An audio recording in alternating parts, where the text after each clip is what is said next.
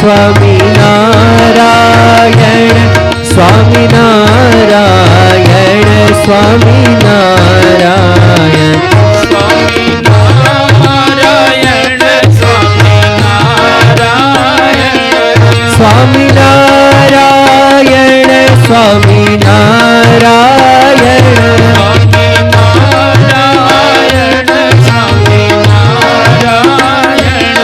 સ્વામિનારાયણ સ્વામિનારાયણ સ્વામિનારાયણ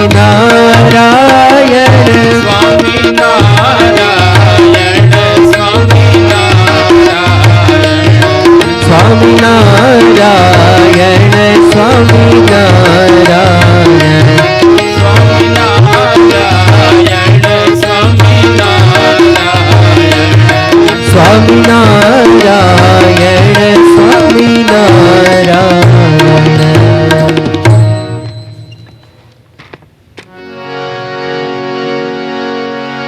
યત સંકલ્પાત પતિતપનો વાતિ વાત સમિંધે વહ નિર્ધતે ધરણીરુદધી લંઘતે નૈવ વેલા સોયં શ્રીમાન નિખિલ જગતા અંતરાત્માવતીર્ણો ધર્મં રક્ષણ દિશતુ કુશલમ સ્વામિનારાયણો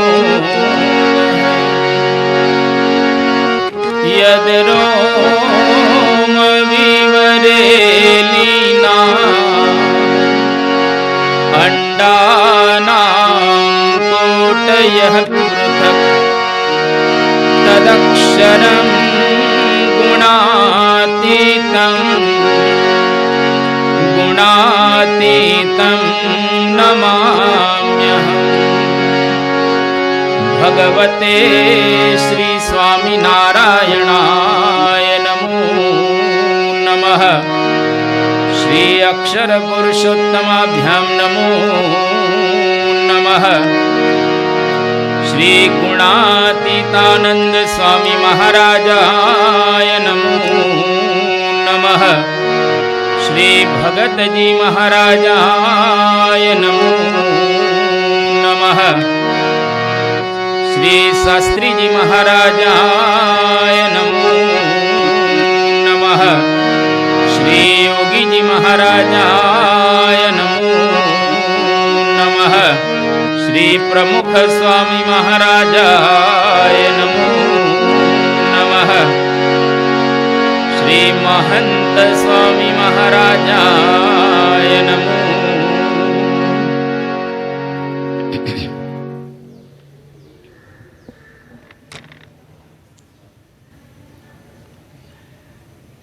પરમ પૂજ્ય મહંત સ્વામી મહારાજ જેઓના ચરિત્રોનું આપણે ગાન અને પાન કરી રહેલા છીએ. આજે પરમ પૂજ્ય સ્વામીશ્રી લંડનની અંદર વિરાજમાન છે. તારીખ 7/6/2023. ઇંગ્લેન્ડની અંદર આપણો સત્સંગ ખૂબ સારો છે. બ્રહ્મ સ્વરૂપ યોગીજી મહારાજે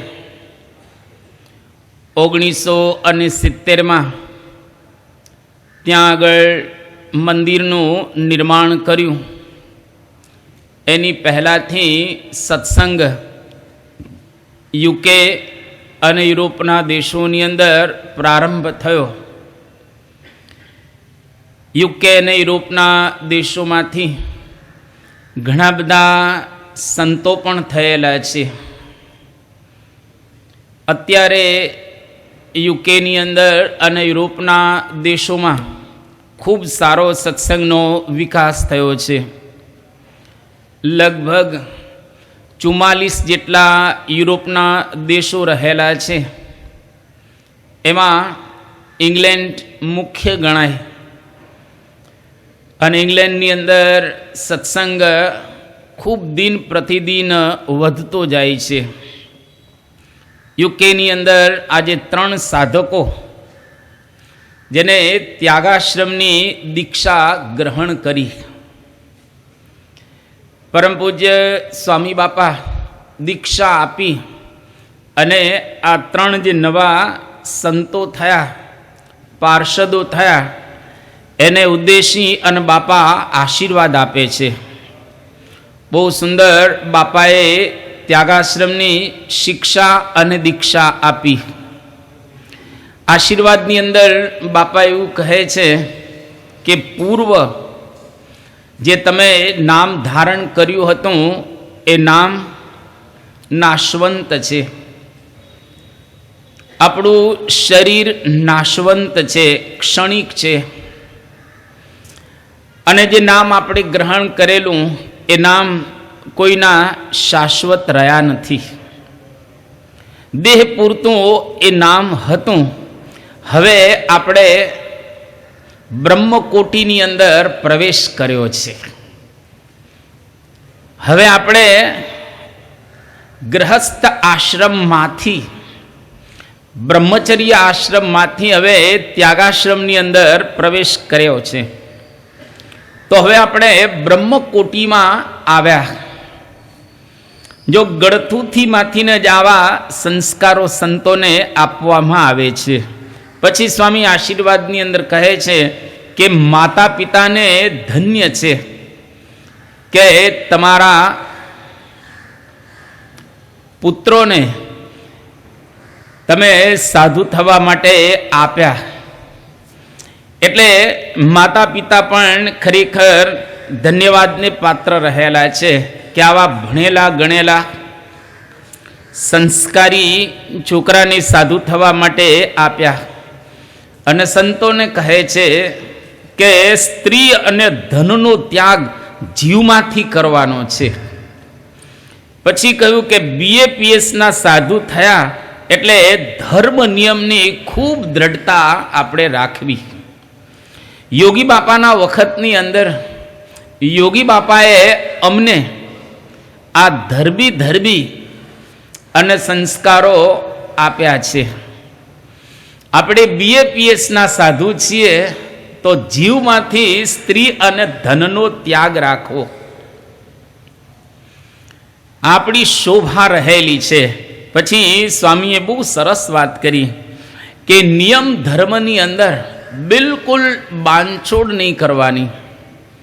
દેશ વિદેશની અંદર આપણે જઈએ, કાર્ય કરીએ, પણ નિયમ અને ધર્મ બરાબર રીતે પાળવા.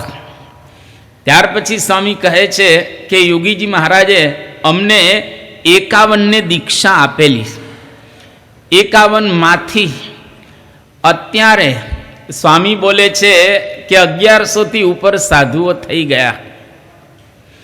અને યોગીજી મહારાજનો એવો સંકલ્પ હતો કે 5000 સાધુ થાય. ત્યાર પછી યોગીજી મહારાજ એક વખત કે એવું પણ બોલેલા કે 1,00,000 સાધુ થાય. એટલે આવું બાપા બોલ્યા એટલે સ્વામી સંતોની સામે જોઈ અને હસવા લાગ્યા કે ક્યાં સંભાળીશું આટલા બધા 1,00,000 સાધુઓ. બાપાએ આ પ્રકારની વાત કરી. અને ત્યાર પછી સ્વામીએ બહુ સરસ વાત કરી કે યોગીજી મહારાજના તમામ સંકલ્પો સિદ્ધ થયા છે. આ સંકલ્પ યોગીજી બાપાનો સિદ્ધ થશે. ટાઈમ લાગશે પણ બધું થશે ખરું. એનો મતલબ એવો થયો કે એક સમય એવો આવશે કે 1,00,000 સાધુ થશે. ગુણાતીતાનંદ સ્વામીએ એની વાતમાં એક વાત એવી લખી છે કે આજકાલ લોકો એવું બોલે છે કે પરચા પરચા પરચા. તો ખરેખર મોટો પરચો શું કહેવાય કે 20-20 વર્ષના નવયુવાનો સંસારનો પરિત્યાગ કરી અને સાધુ થાય એ મોટામાં મોટો પરચો રહેલો છે. ઘણી વખત ન મળ્યું ખાવા અને થઈ ગયા બાવા. એવા બાવા, એવા સાધુઓ, એવા જેને કંઈ ન હોય અને કપડાં ધારણ કરે એવા સંતોની વાત નથી કરતા સ્વામી બાપા, પણ અહીંયા આગળ કહે છે ભણેલા ગણેલા સાધુ થાય છે. એ બહુ મોટી વાત આજે કળિયુગની અંદર એ કહેવાય. અને પછી સ્વામીએ કહ્યું કે સંતો, નિયમ ધર્મની દ્રઢતા વધારવી. જો નિયમ ધર્મની દ્રઢતા વધારશો તો ખૂબ આનંદ આવશે, મજા આવશે. હવે આપણે બ્રહ્મકોટીની અંદર પ્રવેશ્યા છીએ તો બરાબર રીતે ત્યાગાશ્રમને શોભાળવો, ત્યાગાશ્રમની શોભા વધે એનો હંમેશને માટે વિચાર કરવો. આ બાપાએ આશીર્વાદ આપ્યા અને ત્યાગાશ્રમનું માર્ગદર્શન આપ્યું. તો આપણે ત્યાં પરમ પૂજ્ય સ્વામી બાપા, પ્રમુખ સ્વામી મહારાજ, યોગીજી મહારાજ અને શાસ્ત્રીજી મહારાજ જ્યારે જ્યારે દીક્ષા આપે ત્યારે આવા ત્યાગાશ્રમના પાઠ પણ આપે છે. અને આજે આપણે કહી શકીએ કે બીએપીએ સંસ્થાની અંદર 1200થી વધારે સંતો રહેલા છે, પણ તમામ સંતો કોઈના બેંક બેલેન્સ રહેલા નથી અને પ્રામાણિક રીતે સ્ત્રી અને ધનનો ત્યાગ રાખી રહેલા છે. આપણી શોભા છે. બહાર બધું થાય એ તો સારું જ છે, પણ ત્યાગની ભાવના અંતરમાં આવે એ સંતોની શોભા રહેલી છે. મહારાજે પ્રથમના 36મા વચનામૃતની અંદર વાત કરી કે અસત પદાર્થમાં પ્રીતિ રહે એ ત્યાગીઓ માટે સારું નથી. જેમ કોઈ શાહુકાર હોય અને એની આગળ કોઈ કંગાલ માણસ હોય એવો એ ત્યાગી ગણાય. એક વખત જેનો ત્યાગ કર્યો એનો પછી હૃદયની અંદર કે મનમાં સંકલ્પ ન થવો જોઈએ. ઘણી વખત બહાર સારા વૈભવો દેખાય એટલે સંતોને લાગે કે આપણે આ કરવાનું બાકી રહી ગયું, પણ એક વખત ત્યાગ કર્યો છે એટલે એની અંદર બિલકુલ વૃત્તિ નહીં રાખવાની. મહારાજે પ્રથમના 38મા વચનામૃતની અંદર વાત કરી કે આત્મા વિના બીજા પદાર્થનો જે ત્યાગ કરે અને ભગવાનની ઉપાસના રાખે એ ખરેખર સાચો ત્યાગી. ખાલી કપડાં પહેરી લીધા આ ભગવા અને એ ત્યાગાશ્રમની અંદર પ્રવેશ કર્યો એ ત્યાગી પૂરો નથી. કાર્યાણીના 3જા વચનામૃતની અંદર મહારાજે વાત કરી કે ત્યાગી થઈ અને ગ્રહસ્થને ભોગવવાના જે ભોગની ઈચ્છા રાખે છે એ ખડ ખાય છે. માણસ કોઈ દિવસ ખડ ન ખાય. તો ત્યાગી થઈ અને ગૃહસ્થને ભોગવવા યોગ્ય ભોગો એ સંતોએ ભોગવવાના હોતા નથી. તમારી શોભા એ અમારી શોભા નથી અને અમારી શોભા એ તમારી શોભા પણ રહેલી નથી. એટલે એ ત્યાગનો માર્ગ બહુ જ કઠિન માર્ગ છે, આ સહેલો માર્ગ નથી. મહારાજે ઘણો ઉપદેશ આપ્યો છે વચનામૃતની અંદર અને અન્ય શાસ્ત્રોમાં. હરિલીલામૃતની અંદર વિહારીલાલજી મહારાજે ત્યાં એક આખ્યાન કહેલું છે દુધાધારીનું. દુધાધારી એનું એક આખ્યાન કહ્યું છે કે ઉપરથી ત્યાગી અને અંદરથી ભોગી, ઉપરથી રાગી અને અંદરથી પરમ રાગી એવા સંતની વાત નથી કરતા. આજે સમાજની અંદર એક સંત કોઈ ભૂલ કરે તો સમાજના લોકોને આંગળી ચીંધવાનું રહે છે કે આ સંતોએ કેમ ભૂલ કરી. કારણ કે ડ્રાઈવર ભૂલ કરે ને તો ભોગવવું કેટલાને પડે, પાયલોટ ભૂલ કરે તો કેટલાને ભોગવવું પડે, ટ્રેન ચલાવતો એ ભૂલ કરે તો કેટલાને ભોગવવું પડે. એમ સંતો સમાજની અંદર ડ્રાઈવરની જગ્યાએ છે, પાયલોટની જગ્યાએ છે, ટ્રેન ચાલકની જગ્યાએ રહેલા છે. એ ભૂલ કરે તો સમાજના લોકો એની સામે આંગળી ચીંધતા હોય છે. એટલે હરિલામૃતની અંદર બહુ સરસ વાત કરી કે સ્ત્રી પુત્ર ત્યાગી વિતરાગી થાય, જેલા વિશે મૃત્યુ પછી જડાય. સ્ત્રી પુત્ર ત્યાગી વિતરાગી થાય, લા વિશે મૃત્યુ પછી જણાય. મહત્વ રાખે મનમાં ધરીને, તો શું કર્યું તે ભગવા કરીને, તો શું કર્યું તે ભગવા કરીને. કે સ્ત્રી અને પુત્રનો ત્યાગ કરી દીધો, સંસાર છોડ્યો, પણ વળી ચિત્ત જોડ્યું ક્યાં? ચેલા વિશે. એટલે કે શિષ્યોની અંદર એને ચિત્ત જોડી દીધું, એના રંગરાગની અંદર એ ફસાયા. તો અહીંયા આગળ કહે છે, ગમ્યું ન તીર્થે ઘર તો લગાડ્યું, બંને પ્રકારે નિજનું બગાડ્યું. ઘણી વખત તમે જુઓ, મમત્વ એટલું બધું, શરીરનું મમત્વ, સંસારનું મમત્વ, તો એને ત્યાગી ન કહેવાય, એને રાગી કહેવાય. એટલે અહીંયા આગળ એક સરસ વાત કરે છે કે ત્યાગી થયો ને ઘર બાર છોડ્યું, તીર્થે ઘર તો લગાડ્યું. કે ત્યાગી થયો અને ઘર બાર છોડી દીધું. ઘરનો ત્યાગ કરી અને બધા જ સંતો નીકળી ગયા છે, બધું છોડ્યું. ગમ્યું ન તીર્થે ઘર તો લગાડ્યો, બંને પ્રકારે ન ઘરનો રહ્યો ન ઘાટનો રહ્યો. એટલે ત્યાંનો ન રહ્યો ને અહીંનો પણ ન રહ્યો. એટલે કેટલી સજાગતા એ રાખવી જોઈએ સંતોએ. જતી થયા વિશ્વ અસત્ય જાણી, દેહાંત શ્રદ્ધા નહીં તે રખાણી. ધીમે ધીમે વસ્ત્ર ધર્યા રૂપાળા, રાખ્યા ગૃહસ્થો સમપેટી તાળા. હા, અદ્ભુત બતાવી રહ્યા છે કે જતી થઈ ગયો, સંસાર છોડી દીધું. ગૃહસ્થને ભોગવવા યોગ્ય ભોગો એ ભોગવી રહેલો છે, તો એ ત્યાગી નથી.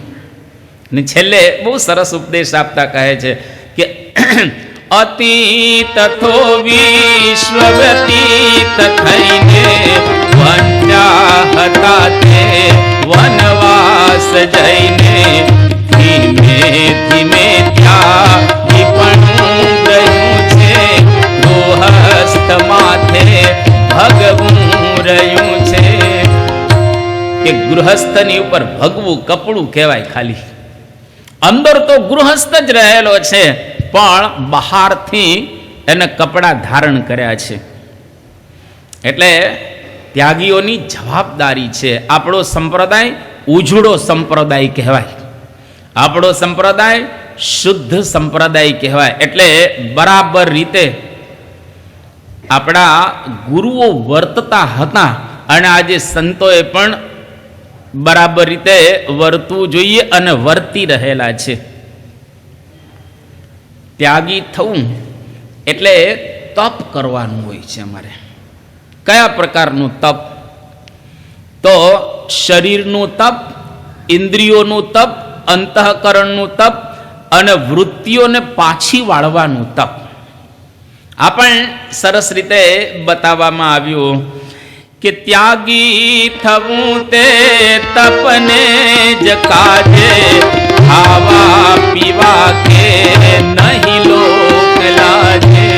ત્યાગી થવું તે તપને જ કાજે, ખાવા પીવા કે નહીં લોક લાજે. ભૂખે પછી લઈ એક સુખ છે, આખંડ છે એમ પ્રભુજી જ પીછે. ખાવા પીવા મોજ મજા કરવા સંતો થાય એ યોગ્ય રહેલું નથી. મોજ મજા છોડી દીધી. આ ભગવું કપડું પહેર્યું એનો મતલબ જ એવો થયો કે દુનિયાના તમામ વિષયો છોડી દીધા છે. આ બહુ જ અઘરું છે. તમને લાગે અમારી વચ્ચે જ સંતો રહે છે, પણ તમારી વચ્ચે રહી અને નિયમ ધર્મ પાળવા ને એ ચામડી આમ આપણે કહીએ ને ઉતેડવા જેવું અઘરું રહેલું છે. સંસારમાં રહેવાનું અને ગ્રહસ્થની સાથે એના ઘર આ તે બંગલા ગાડીઓ વાપરવાની અને છતાંય ત્યાગ રાખવાનો અંદરથી સ્ત્રી અને ધનનો એ કોઈ રમત વાત રહેલી નથી. એ તો થાય એને ખબર પડે. ઘણી વખત શું છે કે આમ જાય કપડાં ગ્રહણ કરેલા હોય, પરંતુ મનને અંદરથી ખેંચવું ને એ બહુ મોટી સાધના છે. ભર્તૃહરિ રાજાના જીવનમાં આ એક સરસ પ્રસંગ બનેલો કે ભર્તૃહરિ રાજાએ દીક્ષા તો લઈ લીધી, એ ત્યાગી તો થઈ ગયા, પણ એને વિચાર થયો કે આપણે ભિક્ષા માગવા જઈએ ને. ભિક્ષા માગવા પોતાના ઘરે જાય છે ભિક્ષા માગવા. હવે પોતાના ઘરે ભિક્ષા માગવા જાય એટલે એના ધર્મપત્નીએ જોયું કે ઓહો મારા પતિ દેવ આવ્યા, એટલે કે એવી સરસ રસોઈ બનાવું ને મસ્ત સારી, એટલે ત્યાગાશ્રમે અને આનંદી અને પાછા ગોઠવાઈ જશે ઘરે, પાછા ઘરે આવી જશે. હવે રસોઈ ત્યાં તૈયાર ન હતી, એટલે જેવી ભિક્ષાની આહલેક જગાડી એટલે કહ્યું કે ઊભા રહો, હમણાં ભિક્ષા આપું છું તમને, હમણાં ઊભા રહો તમને ભિક્ષા આપું.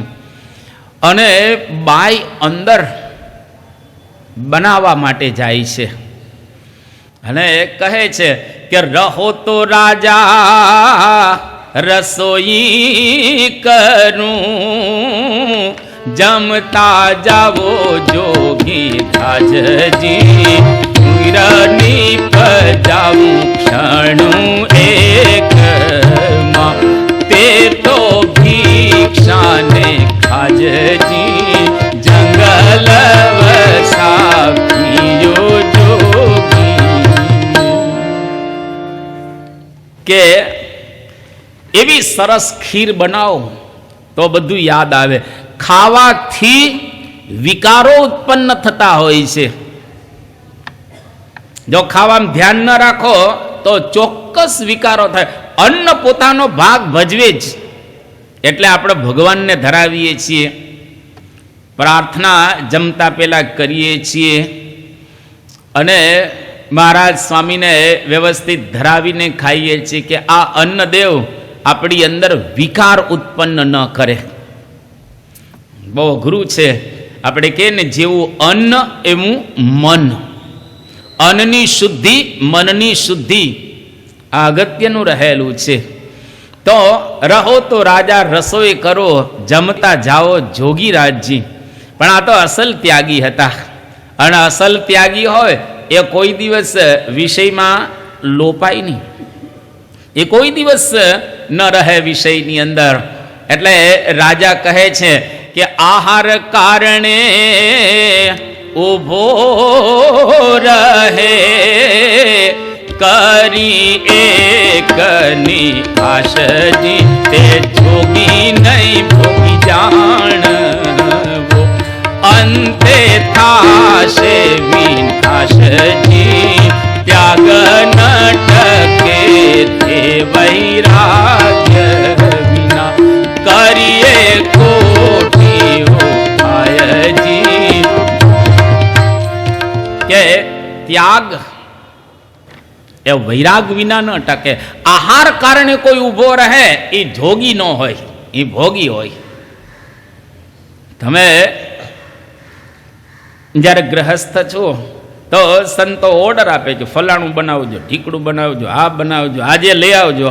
આમ જરા તમારા ઘરનું ઓર્ડર આપ્યો એનો મતલબ શું થયો કે એના અંતરની અંદર ઈચ્છા છે ભોગવવાની. એટલે ઓર્ડર બિલકુલ ત્યાગી ભગવાનના થાળમાં જે આવે એ પ્રેમથી જમવાનું હોય. તમારા ઘરે સંતો જ્યારે પધારે ત્યારે જે બ્રાહ્મણ રસોઈ બનાવે એ ઠાકોરજીને ધરાવી અને પ્રેમથી જમી લઈએ. પણ આ બનાવજો ને તે બનાવજો ને આ રસોઈ સારી છે ને ફલાણી રસોઈ સારી છે ને આ મજા આવશે ને તે મજા આવશે, જો ઓર્ડર આપી રહેલા છે, આહાર કારણે ઊભો રહે એ જોગી નહીં ભોગી જાણવો. હા, બહુ સરસ નિષ્કુળાનંદ સ્વામી કહી રહેલા છે. એટલે સંતોએ ટૂંકમાં જાગ્રત રહેવાનું. એનો મતલબ એવો નથી કે બધા વર્તી રહેલા છે, પણ વર્તવાનો એક દ્રઢાવ ચોક્કસ રાખવાનો, એકદમ વર્તવાનો દ્રઢાવ રાખવો પડે અને એ અમારી જવાબદારી રહેલી છે. એટલે આપણે ઘણી વખત કહીએ ને કે સતી હોય ને એને એક જ વખત મરવાનું થાય, પડી જાય એટલે ધામમાં જતી રહે. શૂરવીર જ્યારે લડવા નીકળે ત્યારે એને મેદાનની અંદર એક જ વખત મરવાનું હોય. સતી સૂર આને એક જ વખત મરવાનું હોય છે. જ્યારે સંતો માટે દરરોજનો આ કાર્યક્રમ સરસ વાત કરવામાં આવે. સતી સુર કો સહજ હે દો ઘડી કાહે કામ, સંત બનના કઠિન હે જીવન ભર સંગ્રામ. સતી સુર કો સહજ હે દો ઘડી કાહે કામ, સત બનના કઠિન હે જીવન ભર સંગ્રામ. આ જીવન ભરનો સંગ્રામ છે. દરરોજ મન મારવાનું, દરરોજ આ વિષયોની સામે લડવાનું અઘરું રહેલું છે, સહજ નથી. આ તકલીફ રહેલી છે એની અંદર.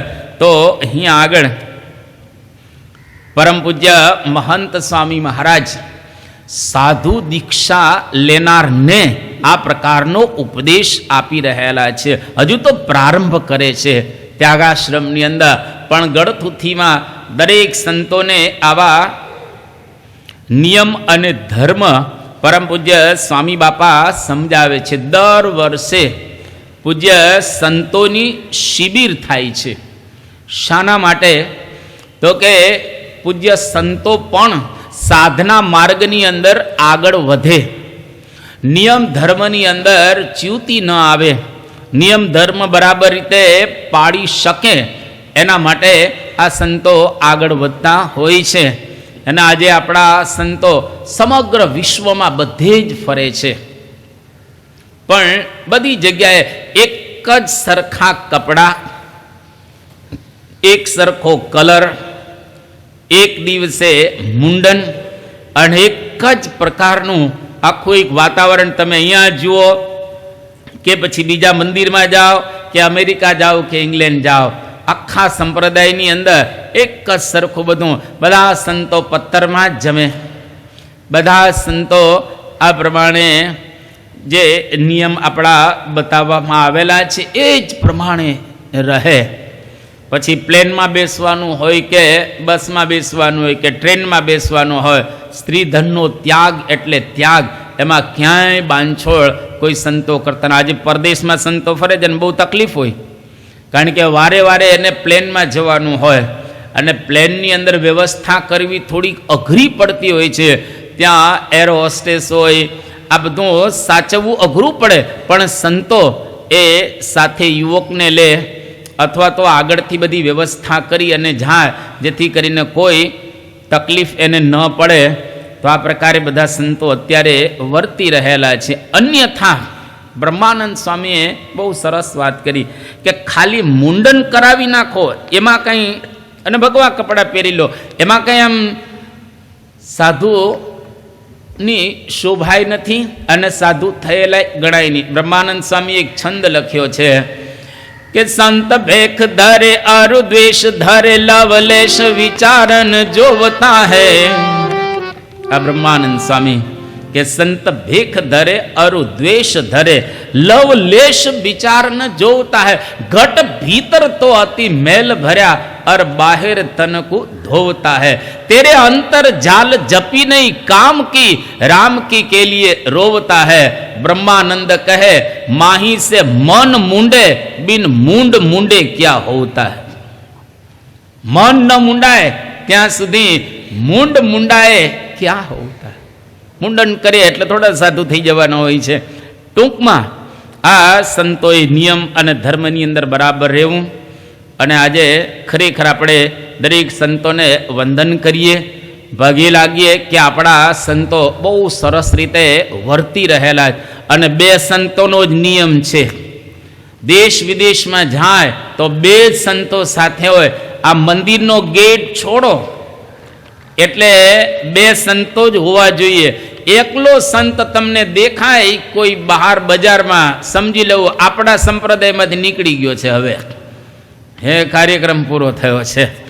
એકલા સંતો આપણે ત્યાં કોઈ દેખાય નહીં। કોઈ સંતો મોટરસાઇકલ ચલાવતા નથી, કોઈના બેંક બેલેન્સ રહેલા નથી, કોઈ એવા સીવેલા કપડાં પહેરતા નથી, કંઈ નહીં। એટલે આ બધી શોભા રહેલી છે આપણા સંતોની। કોઈ એવા મોટા મોટા આપણે કેમ કે ચોટલાઓ રાખતા નથી। બધું જ જે મહારાજે બતાવેલા છે નિયમ સંતોના, એવા સંતોના નિયમ અત્યારે પાળવાનો પ્રામાણિક રીતે બધા પ્રયત્ન કરી રહેલા છે। જુદા જુદા સંપ્રદાયની જુદી જુદી રીતો હોય, પોતપોતાની રીતે બધા જ બરોબર રહેલા છે, એમાં કોઈ ઓછું નથી। પણ આપણે ત્યાં મહારાજે આ પ્રકારની આપણને એક રીત આપી છે, એ પ્રમાણે બધા સંતો અત્યારે રહેવાનો પ્રામાણિક રીતે પ્રયત્ન કરી રહેલા છે। તો બાપાએ આ પ્રકારે ઉપદેશ આપ્યો। હવે તારીખ 18/6/2023 રવિવાર ટોરન્ટો, બાપા ટોરન્ટોની અંદર વિરાજમાન છે અને સંત ચરિત સ્વામી એમણે પરમ પૂજ્ય સ્વામી બાપાને કહ્યું કે બાપા આપ ખરેખર સ્થિતપ્રજ્ઞ પુરુષ રહેલા છો। અને પછી બાપાના એમણે થોડાક પ્રસંગો કહ્યા સ્થિતપ્રજ્ઞના। અને પછી સ્વામીશ્રીને વાત કરી કે બાપા અમે તો તમારી નજીક રહીએ છીએ, તમે કોઈ દિવસ આંકડા ઉતાવળા થતા નથી। તમારી નજીક અમે રહીએ છીએ તો તમને ક્યારેય અમે એવું નથી જોયું કે આમ તમે આ વિષયોની અંદર આસક્ત થયા હો। તમારું મન હંમેશા ભગવાનની અંદર જ હોય। સાગર જેવી ગંભીરતા દરરોજ તમારા જીવનની અંદર અમને દેખાય છે। તમે આટલી બધી પ્રવૃત્તિ કરો છો, પણ પ્રવૃત્તિમાં તમારું મન બિલકુલ ન હોય એવું અમને લાગે। તમારું મન ભગવાનમાં લાગેલું હોય એવો અમને અનુભવ થાય છે। અને તમે કોઈ દિવસ ગમે તેવી પરિસ્થિતિ ઉત્પન્ન થાય એમાં સ્થિરતા નથી ગુમાવતા। સ્થિરતા એવી ને એવી તમે રાખો છો। પછી સંત ચરિત સ્વામી એક પ્રસંગ કહો, તારીખ 20/3/2018 બાપા ગોલ્ડ કોસ્ટની અંદર હતા અને લિફ્ટની અંદર બાપા જતા હતા ઉપર। હવે લિફ્ટમાં જતા હતા અને લિફ્ટમાં ફસાઈ ગયા। હવે ફસાઈ ગયા એટલે ન ઉપર જાય ન નીચે જાય, પરિસ્થિતિ એવી થઈ ગઈ। અને લિફ્ટની અંદર થોડા વધારે હતા અને એમાંય પાછો એકાદો છોકરો બોકરો હશે એટલે એ પાછો અવાજ તો ખરે જ। અને સંતોએ બહુ પ્રયત્ન કર્યો ખખડાવવાનો બીજું ત્રીજું, પણ બહાર હરિભક્તો હતા બધા, પણ કોઈ કંઈ કરી શકે એવી પરિસ્થિતિ હતી નહીં। એટલે એનો મિકેનિક એને બોલાવવામાં આવ્યો અને એનો ફોન કર્યો તે તો ઘણો દૂર હતો। હવે ને આવતા વાર તો લાગે અને આ બાજુ અંદર સંતો ઉપરથી ઓલો બધું કાઢવાનો પ્રયત્ન જેથી હવા આવે લિફ્ટની અંદર। ઘણા પ્રયત્ન કર્યા પણ બધા જ પ્રયત્ન નિષ્ફળ। હવે થોડાક વધારે હોય એટલે શ્વાસોચ્છ્વાસ તો સ્વાભાવિક રીતે મૂંઝારો પણ થાય। પણ પરમ પૂજ્ય સ્વામી બાપા આવી પરિસ્થિતિને બિલકુલ એક ખૂણામાં ઊભા રહી ગયા લિફ્ટના, અને જરા પણ એના મોઢા ઉપર ભાવમાં જ ફેર નહીં। નહીંતર ઘણીવાર માણસ ગભરાઈ જાય, કોઈ પણ માણસ ગભરાઈ જાય આ પરિસ્થિતિની અંદર અને તરત કંઈ કે જલ્દી કરો, ફલાણું કરો, ઢીકડું કરો, આ તે કેમ બધા ધ્યાન નથી રાખતા, ઉપર બધા શું કરે છે વગેરે વગેરે। એક શબ્દ બાપા બોલ્યા નથી, 1-2 મિનિટ નહીં, પૂરી 41 મિનિટ સુધી ત્યાં આગળ રહ્યા. 41 મિનિટ એટલે પોણો કલાક જેવો સમય થયો. અને પેલો આવ્યો અને પછી લિફ્ટ કાઢી અને બાપા બહાર એટલા સહજ એકદમ, કોઈ કાંઈ જાણે કશું થયું જ નથી, એમ કાંઈ થયું નથી. અને બાપા આવ્યા. એટલે આ પ્રકારની પરિસ્થિતિ સર્જાય ને ત્યારે આપણી સ્થિતિનો ખબર પડે. આપણી સ્થિતિ કેવી છે એ ત્યારે આપણને ખબર પડે. એટલે સ્થિતપ્રજ્ઞતાની વાતો કરવી સહેલી છે, પણ જ્યારે સમય આવે ને એ વખતે સ્થિતપ્રજ્ઞતા રાખવી બહુ જ અઘરી રહેલી છે.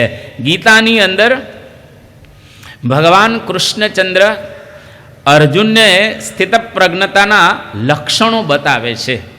અને એનો પ્રારંભ ભગવાન સરસ કહે છે કે શ્રુતિ વિપ્રતિપન્ના તે યદા સ્થાસ્યસી નિશ્ચલા સમાધૌ અચલા બુદ્ધિસ્તદા યોગમ અવાપ્સ્યસી.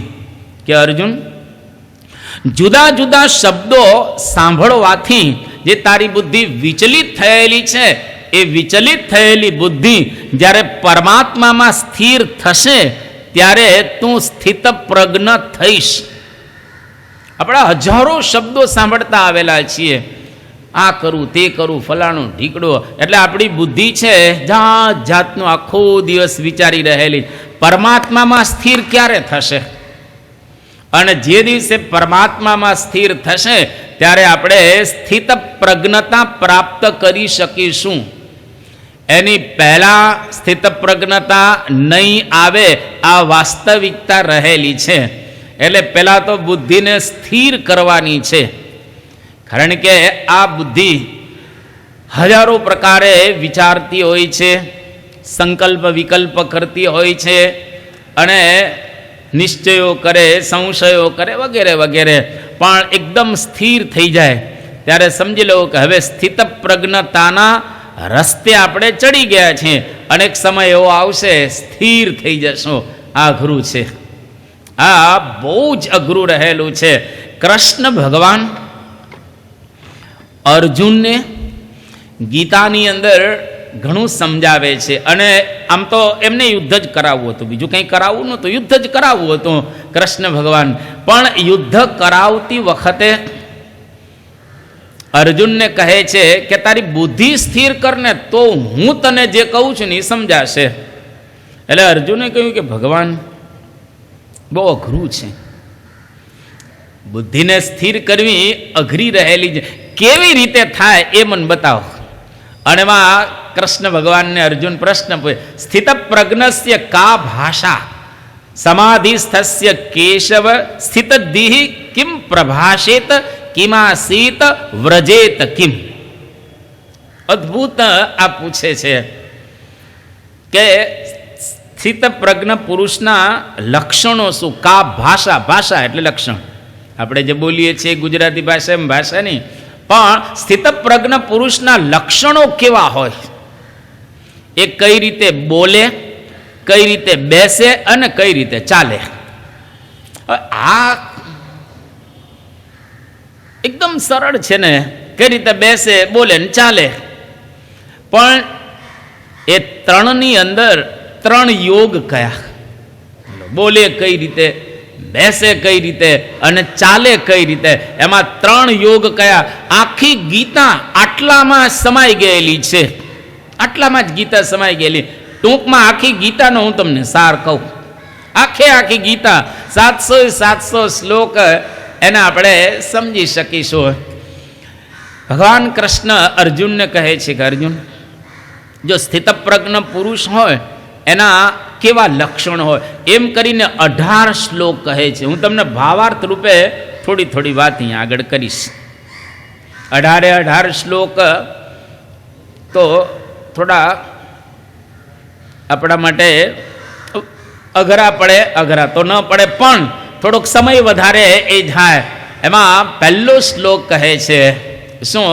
પ્રજહાતિ યદા કામાન સર્વાન પાર્થ મનોગતાન આત્મન્યવાત્મના તુષ્ટ સ્થિતપ્રજ્ઞસ્તદોચ્યતે. અહીંથી પ્રારંભ કરે છે. આપણે ઘણી વખત નથી સાંભળતા કે ગીતા ભાગવત વગેરેમાં સંતના લક્ષણો લખ્યા છે, એ આ લક્ષણ આ ગીતામાં લખ્યા છે ને, એ આ લક્ષણ કે ગાય ગીતા ભાગવત સંતને, ગીતા આ સંતને ગાય છે. બહુ સુંદર નિષ્કુળાનંદ સ્વામીએ લખ્યું કે ગાય ગીતા ભાગવત સંતને, ગાય ગીતા ભાગવત સંતને, એવા લક્ષણ હોય જેને અંગ ઓળખવું અંતરે, તમે અંતરની આંખે ઓળખી કરો સદગુરુ સંતનો સંગ ઓળખવું અંતરે. ગાય ગીતા ભાગવત સંતને, આવા સંતના લક્ષણો બતાવ્યા છે અને એવા સંતને ઓળખી એમાં જોડાવું. ગમે ત્યાં જોડાવાની વાત નથી કરતા. અને એ સંતમાં લક્ષણ છે, એક્ઝેક્ટ એવા લક્ષણો આપણે પણ મેળવવાના છે. એવું નથી કે બાપામાં આટલા આટલા ગુણો રહેલા છે, સાંભળીને આપણે ખંખેરીને ઘરે ભેગા થઈ જાય, એવું થોડું છે. જેવા મહંત સ્વામી મહારાજ એવા એક્ઝેક્ટ આપણે પણ બનવાનું છે. આજે બનીએ તો આજે, ને આવતીકાલે બનીએ તો આવતીકાલે, અને આ દેહનો અંત થાય ત્યાં સુધીમાં બનીએ તો ત્યાં સુધી બનવાનું તો ચોક્કસ છે. જે રીતે અત્યારે મહંત સ્વામી મહારાજ વર્તે છે એ રીતે નાના છોકરાથી માંડી અને વયોવૃદ્ધ સુધીના તમામ લોકોએ એ પ્રમાણે સ્થિતિ કરવાની છે. અને એના માટે આપણે પ્રોગ્રામ શરૂ કર્યો છે. આવતીકાલે ધામધૂમ પૂરું અહીંયા આગળ થઈ જવાનું છે, પણ પૂરું નથી થતું, શરૂઆત થાય છે, સાંભળ્યું? પણ હવે એ રીતે વર્તવાનું તો રહે જ છે ને. તો સૌથી પહેલો તમે જો અહીં શ્લોક શું કહે છે, પ્રજહાતિ યદા કામાન મનોગતાન. એક એક શબ્દ જોખી જોખીને કૃષ્ણ બોલે છે, જોખી જોખીને ગીતામાં મૂક્યો છે. મનની અંદર રહેલી કામનાઓ એ સર્વાન, બધી જ કામનાઓને છોડી દેવાની છે. હવે મન તપાસવામાં આવે તો કેટલી કામનાઓથી મન ભર્યું છે આપણું, કેટલી કામનાઓ જગતની. એવું શુદ્ધ અને પવિત્ર મન મળે કે એક કઈ કામના જ ન મળે, બસ ભગવાન સિવાય કોઈ પણ પ્રકારની કામના નહીં, એવું મન એક તો લાવો. એક મન તો એવું લાવો કે જેને ભગવાન સિવાય કોઈ કામના જ ન હોય. આ અઘરું રહેલું છે. એટલે જેટલી કામના છે એનો ત્યાગ કરી આત્મન્યવાત્મના તુષ્ટ, પરમાત્માની અંદર આપણે સ્થિર રહેવાનું છે. જો એટલું સમજી રાખું, આજે સાધના કરીશું તો આજે થશે, આવતીકાલે કરીશું તો આવતીકાલે થશે, અને નહીં કરીએ તો આવતા જન્મે કરવી તો પડવાની જ છે. એમાં કોઈ બચવાનું તો છે જ નહીં, કોઈ બચી નહીં શકે, કરવી જ પડે. Must, we have to do it. આપણે આ કરવાનું જ છે. હવે કરવાનું હોય તો ડાયા થઈને શરૂઆત ન કરાય. જો ડાયો માણસ હોય એ તો શરૂઆત કરી દે ને સ્વાભાવિક રીતે. એટલે એને ધીરે ધીરે ધીરે સમજી અને શરૂઆત કરવાની. કોઈની કામના ક્યારેય પૂરી થઈ છે મને કહો? જગતમાં ગમે તેટલું કરશો તો નહીં થાય પૂરી.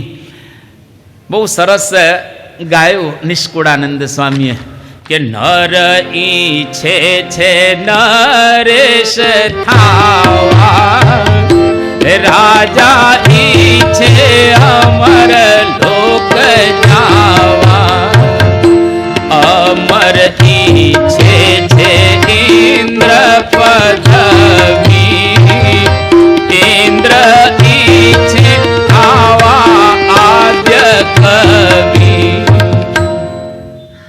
નર ઈચ્છે નરેશ થાવા. ઉપર ઉપર ઉપર ઉપર યાદ કરે. કોઈ અંત ખરો? કોઈ અંત જ નથી, કોઈ પ્રકારનો અંત રહેલો નથી. એટલે તૃષ્ણાનો કોઈ અંત નથી. ઈચ્છાઓનો પણ કોઈ અંત રહેલો નથી. એટલે ઈચ્છાઓને સંકોરી અને આત્માની અંદર સ્થિર થઈ જવું, આ પહેલા શ્લોકની અહીંયા આગળ વાત કરે છે. ત્યાર પછી કહે છે, દુઃખેશુ અનુદ્વિગ્ન મનાહા સુખેશુ વિગત સ્પૃહ વીતરાગ ભય ક્રોધ સ્થિત ધીર મુનિરુચ્યતે. આ બીજો શ્લોક કે દુઃખમાં એનું મન ઉદ્વિગ્ન ન થાય અને સુખની અંદર એને સ્પૃહા ન રહે. વીત રાગ ભય ક્રોધ, રાગ ભય ક્રોધ જીતેલા જેને હોય અને મનનશીલ સ્થિર બુદ્ધિવાળો જે હોય એને સ્થિત પ્રજ્ઞ કહેવાય. રાગ ભય અને ક્રોધ, હવે આખા દિવસમાં કેટલા પ્રકારના રાગ, કેટલા પ્રકારના ક્રોધ. જરાક ન સચવાયો તો ક્રોધ. આપણે લાઈનમાં ઉભા રહે પ્રસાદની અને થોડીક વાર થઈ પ્રસાદ લે ધ્યાનથી રાખ, શું છે પણ શું છે.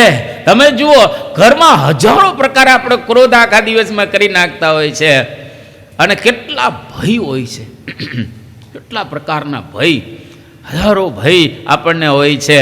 તો વીત રાગ ભય ક્રોધ, કોઈ ભય નહીં, કોઈ રાગ નહીં, કોઈ ક્રોધ નહીં અને એકદમ દુઃખ અને સુખની અંદર સ્થિરતા રાખીને સંસારમાં રહ્યા હોય, આ સ્થિતપ્રજ્ઞનું બીજું લક્ષણ અહીંયા આગળ બતાવવામાં આવેલું છે.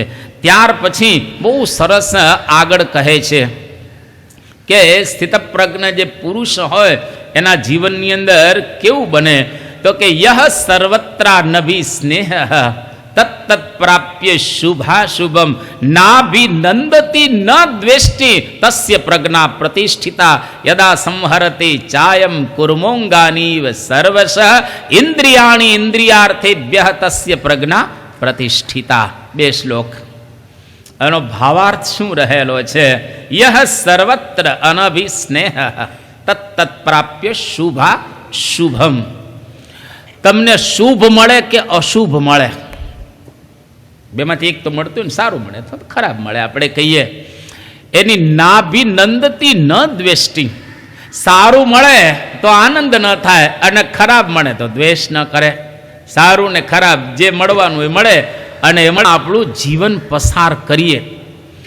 અને જેવા વિષયો દેખાય તમે ભોગવો એની ના નથી પાડતા હો.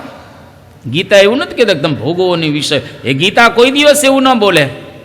તમે પ્રેમથી વિષયને ભોગવો પણ મર્યાદાની અંદર રહીને, આસક્તિ એની અંદર નહીં કરવાની. બસ ગીતા એ વાત કરે છે. જેમ કાચબાનું એક દ્રષ્ટાંત આપ્યું, કુર્મોંગાનીવ સર્વશ. કુર્મ એટલે કાચબું. અમે ભુજ ગયા હતા થોડા વર્ષો પહેલાં અને આપણા મંદિરમાં બે કાચબા છે. કાચબો 250 વર્ષ રહે, 250 વર્ષ, અને બે સરસ કાચબા. આપણે દ્રષ્ટાંતો સાંભળેલું હતું, પણ કાચબાને તમે ઉપર મારો ને તો એના 6 એક માથું ને બીજા પગ બધા અંદર, 4 પગ ને પૂછડીને માથું એ અંદર ગ્રહણ કરી લે 6. અને પછી નાનું વાહન એની પરથી પસાર થાય ને તો એ કાંઈ ન થાય. આમ તમે ઊંધો નાખો, ચતો નાખો, કાંઈ એની પરથી વાહન પસાર થઈ જાય. એટલી ઢાલ એની મજબૂત હોય કાચબાની, અતિશય મજબૂત. નાનો છોકરો હથોડીથી મારે તો કાંઈ ન થાય. છોકરો હથોડીથી મારે તો કાચબાને કંઈ ન થાય. તો આ કાચબાના દ્રષ્ટાંત દ્વારા ગીતાની અંદર કહે છે કે 5 ઇન્દ્રિય અને 6ઠું મન આ વિષયમાંથી તમે ખેંચી લો તો એને હરિનો દાસ કહેવાય. અને જે ભગવાનનો દાસ હોય એને ભગવાન સિવાય કંઈ ન હોય તો એ વ્યક્તિ સ્થિત પ્રજ્ઞ થઈ શકે. બાકી ઘણીવાર શું આપણે આમ જગતની અંદર રહેતા હોય, જેમ સમડી છે ને રહે ઉપર પણ એની દ્રષ્ટિ ક્યાં હોય? નીચે હોય, માઉસ ઉપર, ઉંદર કે બીજું ત્રીજું. કેમ? તો કે એ ભોગી રહેલો છે, એનો એ સમડી ભોગી છે, ઉપર છે પણ મન નીચે રહેલું છે. એમ આપણે આખો દિવસ સંસારના જ જુદા જુદા વિષયોની અંદર આસક્તિ રાખીને ફરતા હોય તો સમળી જેવા સમજવા. નિષ્કુળાનંદ સ્વામીએ સરસ એક પંક્તિ લખી છે, જોને ચીલ ચડે આસમાને રે નજર તેની નીચી છે. જોને ચીલ ચડે આસમાને રે નજર તેની નીચી છે. દેખી મારણ ને મન માને રે અન્ય જોવા આંખ મીચી છે. દેખી મારણ ને મન માને રે અન્ય જોવા આંખ મીચી છે. મારણ સિંહ મારણ કરે ને, સિંહ મારણ કરે એવી રીતે સમળી છે એ મારણ એટલે કે માંસ વગેરે ખાવાની ઈચ્છા ધરાવે. એમ આપણે પણ વિષયની અંદર જો ઈચ્છા ધરાવતા હોય તો સમજવો કે સ્થિત પ્રજ્ઞતા બાપા જેવી આપણી અંદર આવી નહીં શકે. એટલે ઉપરથી ત્યાગ નહીં પણ અંદરથી નહીં ત્યાગ. ખાલી ઉપરનો ત્યાગ રાખીએ એ ઉપરના ત્યાગી કશું જ ન થાય, પરંતુ અંદરનો એવો એ ત્યાગ રાખીએ તો આપણને અહીંયા આગળ સ્થિત પ્રજ્ઞતા પ્રાપ્ત થાય. એ વાત કરે છે. હવે બહુ સુંદર શ્લોક કહે છે, વિષયા વિનિવર્તન્તે નિરાહારસ્ય દેહિનઃ રસવર્જમ રસોપ્યસ્ય પરમ દૃષ્ટવા નિવર્તતે. આ શ્લોક દરેક હરિભક્તોએ કંઠસ્થ કરવો જોઈએ. વચનામૃતમાં આ શ્લોક છે જ. આ શ્લોક વચનામૃતની અંદર રહેલો છે. વિષયા વિનિવર્તન્તે નિરાહારસ્ય દેહિનઃ. જેમ આપણે એકાદશી હોય એટલે એકાદશીને દિવસે આપણને ખ્યાલ જ છે કે એકાદશીને દિવસે ખવાય નહીં. દાળ ભાત શાક રોટલી એકાદશીને દિવસે ન ખવાય. તમારી ઈચ્છા થાય તો પણ નિયમને લઈ અને આપણે દાળ ભાત શાક રોટલી ખાતા હોતા નથી. બરાબર, ફરાળ ખાઈએ પણ દાળ ભાત શાક રોટલી ન ખાય એનો મતલબ એવો નથી કે આપણી ઈચ્છા ટળી ગઈ છે. ઈચ્છા ટળવી એ જુદી વસ્તુ. વિષયનો આપણે બહારથી ત્યાગ કરી દઈએ એટલે અંદરથી ત્યાગ વિષયનો થયો નથી. પણ અંદરથી ત્યાગ કરી દો તો પછી બહારથી નિયમ પ્રમાણે વિષયનો ઉપભોગ કરો, બિલકુલ તમને બાધ ન કરે. અને એ અંદરથી ક્યારે ત્યાગ થાય? પરમ દૃષ્ટવા નિવર્તતે. પતી ગયું. આનાથી ઉપર હવે કોઈ બીજું જ્ઞાન જ રહેલું નથી.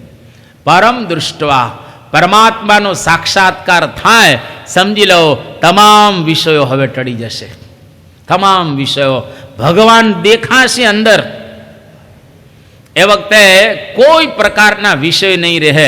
અને જ્યાં સુધી વિષયો હશે ત્યાં સુધી દેખાશે નહીં. એટલું યાદ રાખવું. ટેસ્ટિંગ શું? આપણે મુક્ત થઈ ગયા છીએ, આપણે બ્રહ્મરૂપ થઈ ગયા છીએ, આપણે એકાંતિક થઈ ગયા છે, આપણે સ્થિત પ્રજ્ઞ થઈ ગયા છે, આપણી બાપા જેવી સ્થિતિ થઈ ગઈ છે.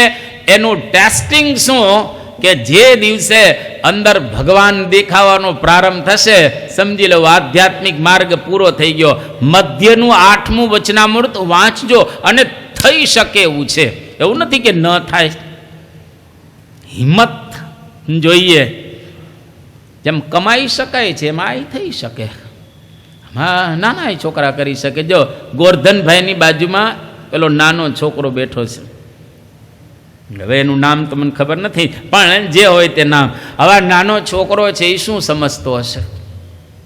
એને એક જ ભાષા સમજાય કે દાદાની જોડે આવ્યો છું, પારાયણ પૂરી થશે એટલે પ્રસાદ મળશે ત્યાંથી. એને સમજાય, સરસ સમજાય એને કે આ દાદાની જોડે હું જઈશ એટલે મને પ્રસાદ મળવાનો એ છે, ફિક્સ જ રહેલું છે. હવે બીજું એને આ સ્થિત પ્રજ્ઞતા આ તેને કંઈ નહીં સમજાય, પણ એને સમજવાનું આ રહેલું છે. અને મોટાઓને પણ આ જ સમજવાનું છે. એટલે એ અનુભવનો વિષય થઈ ગયો. અને અનુભવ સાદી તમે જુઓ, વાતો સાંભળી સાંભળીને કેટલા વર્ષ આપણે પસાર કરીશું. થોડોક હાયર ક્લાસમાં જવું કે નહીં? આ વખતે એવું નક્કી જ કર્યું કે નીચે જવું જ નથી. આ વખતે નક્કી જ કરેલું કે નીચે જવું જ નથી અને ઉપર જ જવું છે. અને તમને ધન્યવાદ આપવા ઘટે કે સંખ્યા ઘટી નથી. બસ પણ ઘટી જાય સંખ્યા, એટલે એ સંખ્યા ઘટી નથી અને બધા બરાબર રીતે આવી રહ્યા છો, લાભ લઈ રહેલા છો. એટલે પહેલા ક્લાસમાં જ કેટલા દિવસ રહેવું, પણ બીજા ધોરણમાં આવું, ત્રીજા ધોરણમાં આવું, એસએસસીમાં આવીએ, 12મા ધોરણમાં આવીએ, મેડિકલ કોલેજની અંદર જઈએ અને પછી પીએચડી સુધી પહોંચવાનું છે, તો ત્યાં પહોંચીએ તો ખરા અને પહોંચી શકાશે. અને એક સમય એવો આવશે ભગવાન દેખાશે. જો પર્વતભાઈને દેખાતો હોય તમને મન નો દેખાય, ગોરધનભાઈને દેખાતો હોય તમને મન નો દેખાય, દાદા ખાચરને દેખાતો હોય તો તમને મન નો દેખાય, દેખાય જ. પર્વતભાઈ તો ખેડૂત હતા, અરે જોધા ભરવાડને પણ દેખાતા હતા, એ ક્યાં ભણેલા હતા તો એને દેખાય. રાઈબાઈ કુંડળના એને ભગવાન દેખાતા હતા, તો આપણને કેમ નહીં દેખાય? ચોક્કસ દેખાશે. અને જ્યારે દેખાય ત્યારે જે મજા આવશે, લખ્યું છે અહીંયા આગળ સંતોએ કે અનુભવીને અંતરે રહે રામ વાસે રે, અનુભવીને અંતરે રહે રામ વાસે રે, જે બોલે જે સાંભળે દૃષ્ટિ પ્રકાશ રે, જે બોલે જે સાંભળ દૃષ્ટિ પ્રકાશ રે, અનુભવીને અંતરે રહે રામ વાસે રે, જ્યાં જુએ ત્યાં રામજી વિધૂન ભાસે રે, જ્યાં જુએ ત્યાં રામજી વિધૂન ભાસે, એ વાત દેખી ભૂલે નહીં અનુભવ ઉજાસે રે, વાત દેખી ભૂલે નહીં અનુભવ ઉજાસે રે, અનુભવીને અંતરે રહે રામ વાસે રે, હે અનુભવીને અંતરે રહે રામ વાસે રે, અનુભવીને અંતરે રહે રામ વાસે રે. અનુભવ ધીરે ધીરે ધીરે એ થવા લાગે તો ખરેખર ભગવાન આપણને ચોક્કસ અનુભવાય અને ભગવાન ચોક્કસ આપણને એ દેખાય. તો અહીં આગળ આ સ્થિત પ્રજ્ઞતાની વાતો આપણે સાંભળી રહેલા છીએ, પણ તકલીફ ક્યાં પડે છે? 2 શ્લોકમાં તકલીફ કહે છે. આપણે પ્રયત્ન ચોક્કસ કરીએ છીએ, પણ આપણને તકલીફ થોડીક પડે છે. હવે તકલીફ દૂર કરીએ તો કામ થાય ને. એ 2 શ્લોકની અંદર કહે છે યતતો હિયપી કૌંતેય પુરુષસ્ય વિપશ્ચિતઃ ઇન્દ્રિયાણિ પ્રમાથીની હરંતિ પ્રસભમ મનઃ તાની સર્વાણી સંયમ્ય યુક્ત આસિત મત્પરઃ વશે યસ્યેન્દ્રિયાણિ તસ્ય પ્રજ્ઞા પ્રતિષ્ઠિતા. યતત હિયપી કૌંતેય, માણસ માત્ર પ્રયત્ન કરતો હોય તો પણ એની ઇન્દ્રિયો કેવી છે? પ્રમાથીની. હરંતિ પ્રસભમ મનઃ, આપણી ઇન્દ્રિયોનો વિશ્વાસ નહીં કરવાનો કોઈ દિવસ, કારણ કે ઇન્દ્રિયો છે ને એ તમને ખેંચી જ જશે. એટલે સાધનામાં એક સરસ રાખ, અંદરથી સ્વિચ ઓફ કરવી, બહારથી નહીં. ફરીથી, અંદરથી સ્વિચ ઓફ કરવી, બહારથી ઓફ કરવાની જરૂરિયાત રહેલી નથી. અંદરથી ઓફ ક્યારે થાય?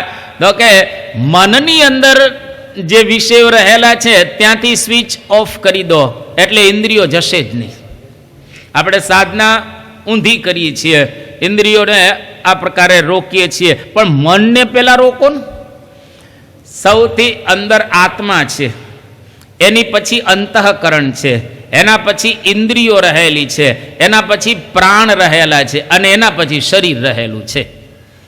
સાધના અંદરથી શરૂ કરવાની, બહારથી નહીં. જો અંદરથી શરૂ કરીએ તો બહાર એની મેળે થયા કરે. એટલે પેલા આત્માને બરાબર સમજીએ. જો સમજાઈ જશે તેની બાજુમાં અંતઃકરણ જ છે, મન બુદ્ધિ ચિત્ત અને અહંકાર. એ ચારે ચારને પેલા સમજાવવાનો. પેલા સમજીએ કે શું છે મન એટલે શું, બુદ્ધિ એટલે શું, ચિત્ત એટલે શું અને અહંકાર એટલે શું. એને સમજાઈ ગયા પછી એનું કામ શું રહેલું છે અને એને જીતવું એટલે શું આ થોડું યુદ્ધ કરવાનું છે, તલવાર લેવાની છે ત્યાં આગળ. અને મન દેખાતું નથી, ચિત્ત નથી દેખાતું, બુદ્ધિ નથી દેખાતી, અહંકાર દેખાતો નથી. અને એને આપણે જીતવાની વાત કરી છે. કયા પ્રકારનું જીતવાનું છે, કયા પ્રકારનું યુદ્ધ કરવાનું છે, કઈ તોપો વાપરવાની છે, મનના ફૂરચા બોલી જાય, શું કરવાનું શું છે અંદર. તો એ ચારે ચારને આપણે એક વખત વાત કરી દીધી, એટલે અત્યારે હું વિસ્તાર નથી કરતો એનો, પણ આપણે એક વખત વાત કરેલી છે ચારે ચાર ઉપર. તો મન, બુદ્ધિ, ચિત્ત ને અહંકાર એ જીતાઈ ગયા એટલે 10 ઇન્દ્રિયો એની મેરેજ વિષયમાં જશે જ નહીં, કારણ કે અંદરથી સ્વિચ ઓફ થઈ ગઈ. અંદરથી જેવી સ્વિચ ઓફ થઈ ગઈ તો પ્રાણ બરાબર ચાલશે અને શરીર ક્યાંય નહીં જાય. એટલો સરસ અહીંયા આગળ બતાવવામાં આવ્યું. જો આ ચારે ચાર આપણે બરાબર કરીશું તો એક સમય એવો આવશે કે જેના દ્વારા આપણે જીતી શકીશું. અન્યથા નારદ જેવા નારદ, હું તમને નારદનો પરિચય આપું. નારદ મહાન વિદ્વાન હતા. આ કોઈ સામાન્ય નારદ હસ્તી ન હતા. અને નારદ સનત કુમારની પાસે જાય છે ભણવા માટે. અને સનત કુમારની પાસે જઈને નારદજી કહે છે કે તમે મને બ્રહ્મ વિદ્યા ભણાવો. નારદ એટલે સનત કુમાર પૂછે છે કે તમે ભણ્યા છો શું? અધિહિ ભગવ ઇતિ ઉપસસાદ સનત કુમારમ નારદ તમ હોવાચયત વ્યથ તેન મા ઉપસીદ તતસ્ત ઊર્ધ્વમ વક્ષ્યામીતિ. સનત કુમાર પેલા નારદને કહે છે કે નારદજી તમે મને કહો કે શું ભણ્યા છો, ત્યાર પછી હું તમને કહું કે હવે બ્રહ્મ વિદ્યા આ રહેલી છે. એટલે નારદ જે ભણ્યા હતા એનું લિસ્ટ આપે છે કે હું આટલું ભણ્યો છું, હવે મને તમે આગળ ભણાવો. કે સ હોવાચ સહ ઉવાચ એટલે નારદજી બોલ્યા શું? ઋગ્વેદમ ભગવો અધ્યેમી, હું ઋગ્વેદ ભણ્યો છું. યજુર્વેદમ સામવેદમ આથર્વણમ ચતુર્થમ ઇતિ હાસ પુરાણમ પંચમમ વેદાનામ વેદમ, કે હું 4 વેદ અને મહાભારત ભણ્યો છું. પિત્રમ એટલે શ્રાદ્ધ કલ્પ, શ્રાદ્ધ કેવી રીતે કરવા વગેરે વગેરે એ જ્ઞાન મને છે. રાશિમ એટલે હું ગણિત ભણ્યો છું. દૈવમ ઉત્પત્તિ જ્ઞાન એ પણ હું બરાબર રીતે ભણ્યો છું. ઉત્પાત જ્ઞાન એ પણ હું બરાબર ભણ્યો છું. નિધિમ જે ખજાનાઓ બતાવવામાં આવ્યા છે એને પણ મેં વ્યવસ્થિત રીતે જાણ્યા છે. વાકો વાક્યમ તર્કશાસ્ત્ર જેને લોજિક આપણે કહીએ, ન્યાય કહીએ, એને પણ ભણ્યો છું. એકાયનમ પંચરાત્ર શાસ્ત્ર, આગમ ને નિગમ, આગમ એટલે પંચરાત્ર, નિગમ એટલે વેદ, એ નારદ કે હું ભણ્યો છું. દેવ વિદ્યામ દેવતાઓને પ્રાપ્ત કરવાની વિદ્યા પણ હું ભણ્યો છું. અહીં બેઠા બેઠા તમે ઇન્દ્રને બોલાવી શકો, એમાં જરાય વાંધો નથી. ત્યાર પછી કે બ્રહ્મ વિદ્યામ વેદના અંગો ગણાય 6 એને હું ભણ્યો છું. ભૂત વિદ્યામ વશીકરણ વિદ્યા, આ બાપુ રણજીતસિંહ બાપુ નારદજી ભણ્યા હતા. વશીકરણ કોકને વશ કરવા હોય એ હું ભણ્યો છું. કે ક્ષત્ર વિદ્યામ ધનુર્વિદ્યા ભણ્યો છું, સારામાં સારી રીતે ધનુર ધારણ કરી શકું જે વિદ્યા પણ ભણ્યો છું. નક્ષત્ર વિદ્યામ જ્યોતિષ વિદ્યા પણ હું ભણ્યો છું.